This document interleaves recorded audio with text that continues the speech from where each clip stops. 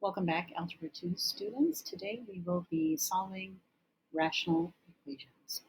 This handout is linked in your class resources if you want to have a copy of all the problems to look at. And let's just take a quick look at the directions. Of course, it says copy each problem into your notebook. For each of these problems, find the replacement set. Okay, so we'll talk about what that means, then solve and check your answers.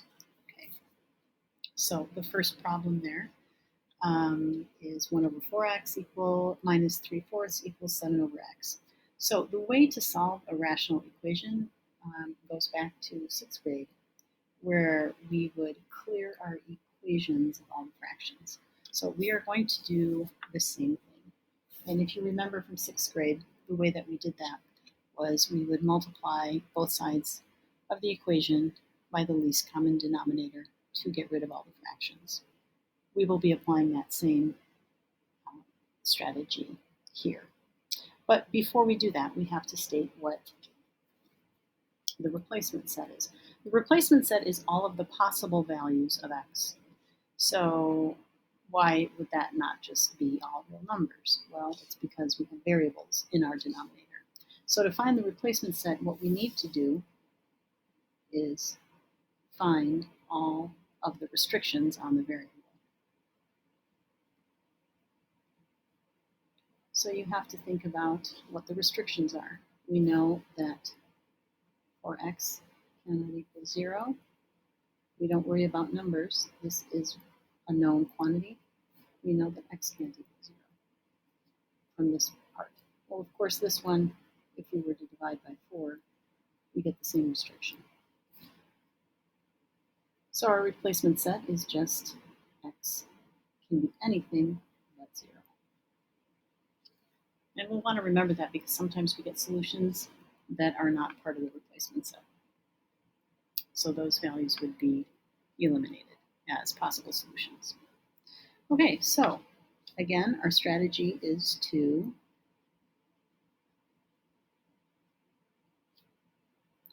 multiply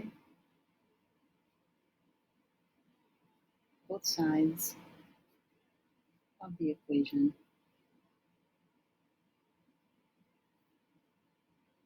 by the LCD. So let's look at our denominators. We have 4x, 4, and x. And hopefully from your work in the previous section on adding and subtracting, you can see that the LCD is 4x. Because these factors, the LCD here shows all of these factors present in each. You can see 4x here. When you look at this, you can see a 4 there. Obviously, there's an x there. So this is the LCD of all of the fractions. So now, let me copy the problem.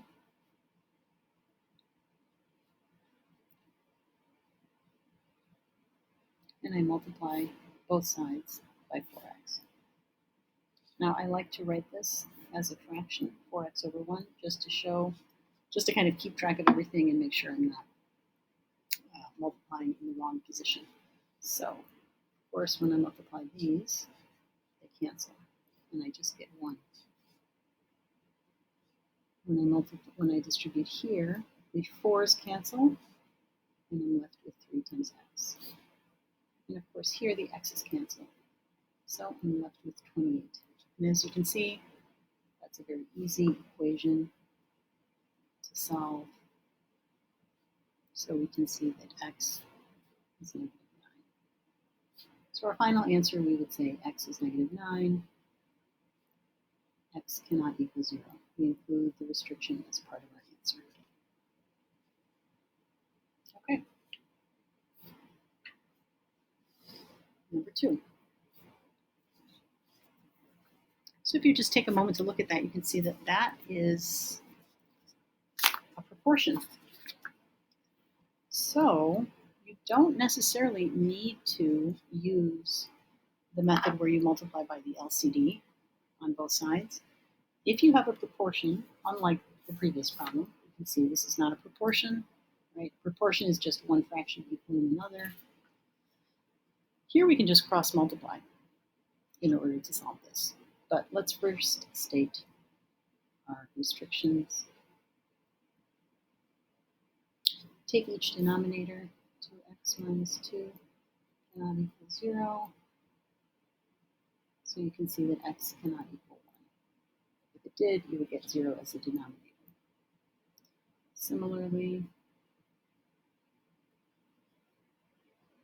x can't equal plus or minus 1, right? Because I'm taking the square root of both sides. So my restrictions are just x cannot equal plus or minus 1.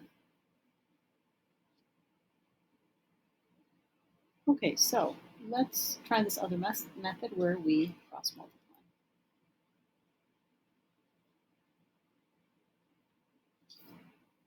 So I get 5 times x squared minus 1 equals 15 times 2x minus 2. Now you could simplify this and divide both sides of the equation by 5 to make that a little simpler, but let's pretend you didn't notice that, just in case in the future you don't. Of course, you'll get the same answer. And right away I see I have something quadratic, so I'm going to want to move everything to one side.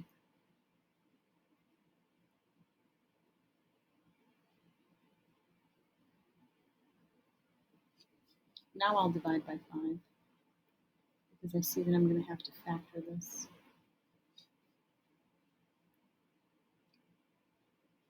And of course, that's x minus 5 and x minus 1.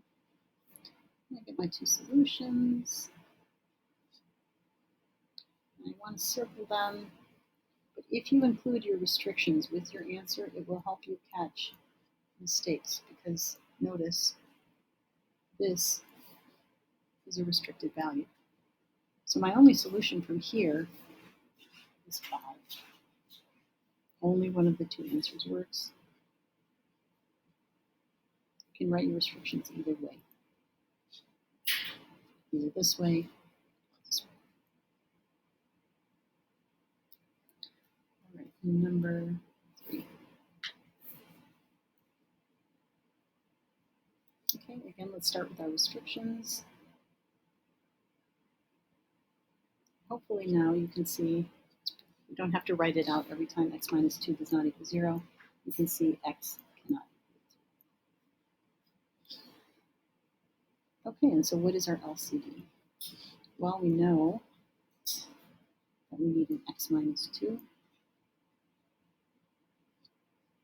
That's present in both of these. This one has a 2. So my LCD is 2 times x minus 2. Okay, so I'm going to multiply both sides of the equation by that LCD. And lots of things will cancel out. And you'll notice I leave that in factored form because it makes the canceling easier. So when I distribute here, or when I multiply here, I am simply left with 2x. When I distribute here, the 2's cancel.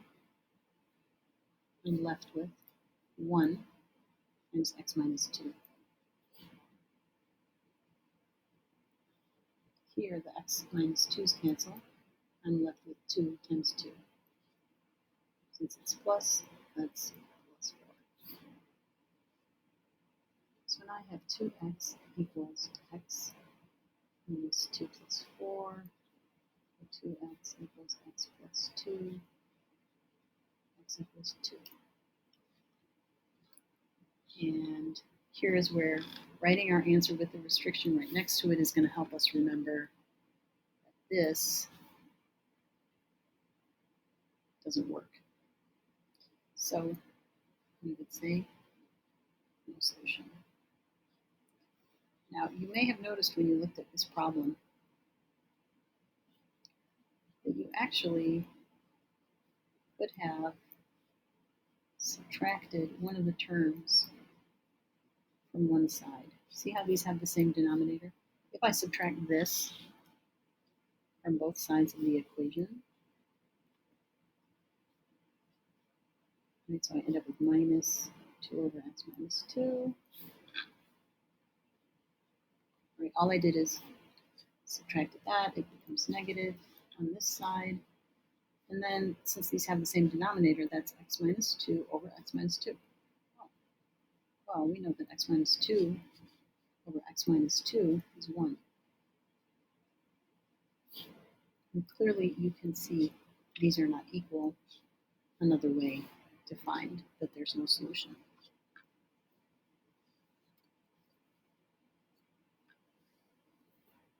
Here's number 4. So let's again start with the restrictions. X cannot equal 3. It's going to help me to factor this, of course. And since I see the same factors here and here, I know I just have these 2 restrictions. Okay, so this also helps me see what my LCD is, right? My LCD is x minus 3 times x plus 2. So both sides get multiplied by that.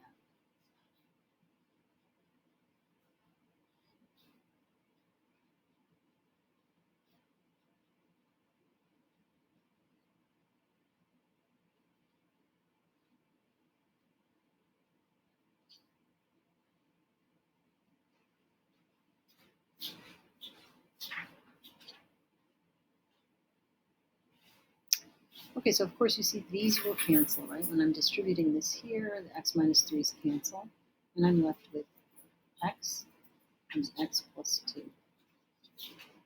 When I distribute this here, oh, I really should have, you know what, I really should have rewritten this in factored form, because that makes it much easier to see what is canceled. And that's the right way to do it. So you can see that they all cancel. Now what you have to be really careful of here is you cannot say minus 7x minus 6. It is minus the quantity of 7x minus 6. This is one of the most common mistakes that students will make in solving these problems. Okay, so here the x plus 2's cancel, and you're just left with 2 times x minus 3. Okay, and so now all we need to do is simplify everything.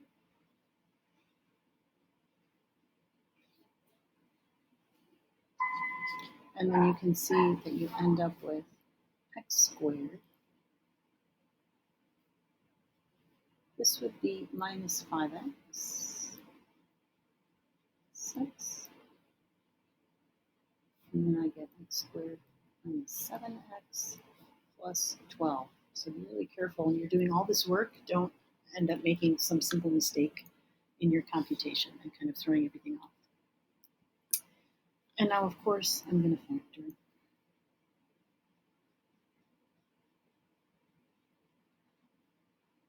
And after all that work, I see that x equals 4 and 3.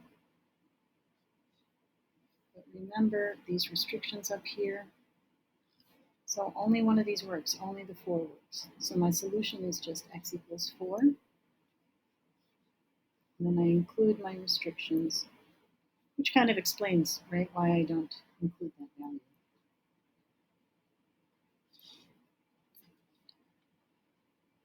Okay, number 5. All right, this one is a tiny bit different, only because, well, we see this looks kind of out of order to us. Let's factor the left side first, just to see what we get here. And when you do, you can see, of course, we have one of the same factors here, which is nice. And we wish that this one was x minus 4, and fortunately, since it's the exact opposite of it, we can either think of it as factoring out a negative 1 here, or just taking that negative and distributing it. So this becomes 1 over x minus 4. And of course, that just makes for a much easier LCD. So we can easily see our restrictions are 4 4 and negative 2. Okay, and now we can multiply by the LCD.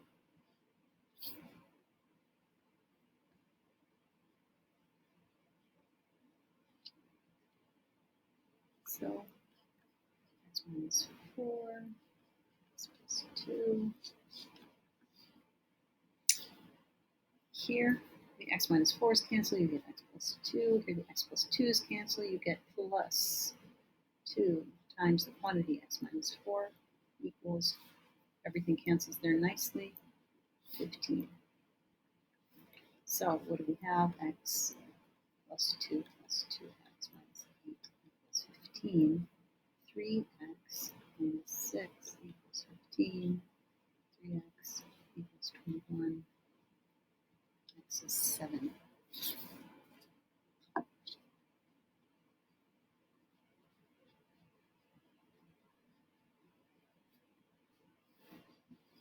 Here is our final answer. Restrictions are not affecting the solution there. All right. Plugging along, number 6. Okay, so we have something similar to the previous problem. This seems to pop up quite a bit in these. You can see here that when I factor this, I will get x minus 4 and x minus 3, which is almost what we have here. This negative, I can distribute it to the denominator. So this becomes plus 2 over x minus 3. And of course, in this factored form, it's really easy to see that x cannot equal 3 or 4. Okay, and then we multiply by the LCD.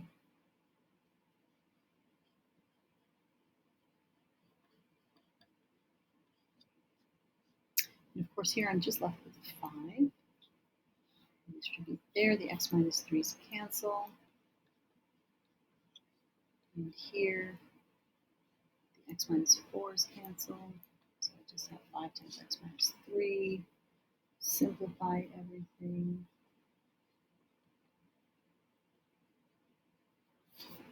So 2x minus 3. Get negative 3x equals negative 12. X is 4.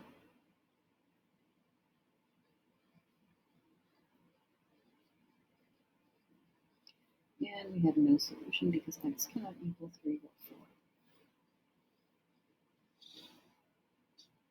And finally, most interesting problem in the world. This looks rather different because it's actually not adding or subtracting. You'll notice this is a problem. All the previous problems on this handout involve addition or subtraction, except for the very last one. Okay, so let's take a look at what kind of restrictions we would have. So if you consider what this would look like if you wrote it as a complex fraction, you would have this whole thing over this, which means you cannot have a value of negative 5, but you also could not have a value of 2. Why? Because if you think about this as x minus 2 over x plus 5 squared, if we are dividing this,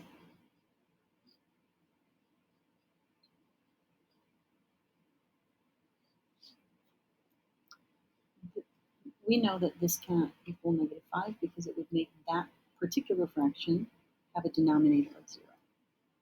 However, this, the form that it's written in doesn't really matter. It doesn't matter that it's written this way. You have to think of it this way. What other quantity would make this whole fraction equal 0? let me restate that. What other quantity would make this whole fraction have a denominator of 0? So you can see that if you plug in a 2 here, you'll get 0 over 7, which is 0. We now have a denominator of 0, which is not allowed. So this is where the 2 comes from. An important detail, kind of getting deep in the forest there, but you do have to think about what this would look like if it were written as a single fraction. Okay, now that we have that out of the way, let's think about how to do this problem. This problem is actually not, I'm not sure it's easier to do it this way. I think it's much easier if you think about what this would look like if each quantity got its own set of exponents. So we know that this means the same as this, which also means that this is the same as this. And now, of course, we can rewrite that as a multiplication problem. So this becomes x plus 5 cubed over 2x minus 4 cubed. And right away, I know we want to cancel these, right? Because we can see these obvious factors. So let's do it. Here we get x minus 2 squared. I'm going to leave the 1 there.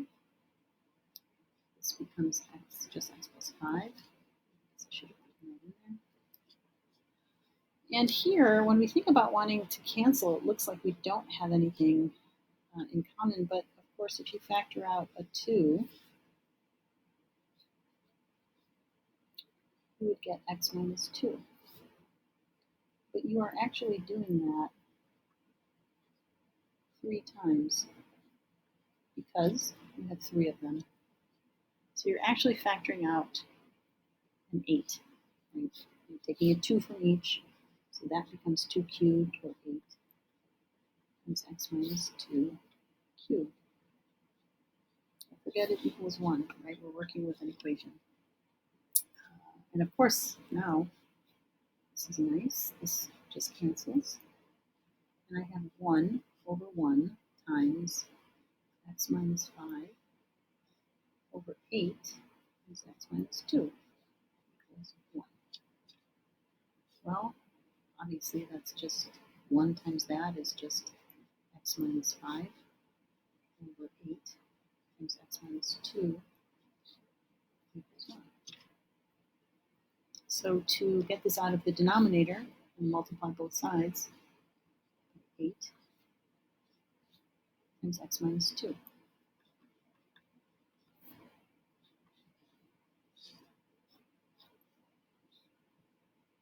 So x minus 5 just equals 8 times x minus 2. Or x minus 5 equals 8x minus 16, or negative 7x equals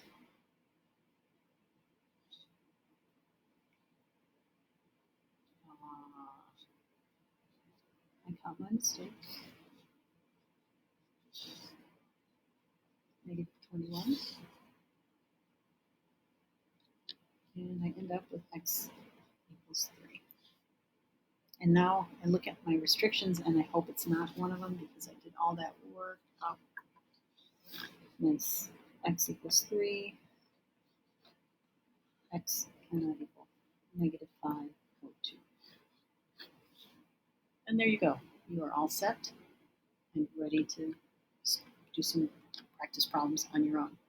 Let me know if you have questions. Have a great day.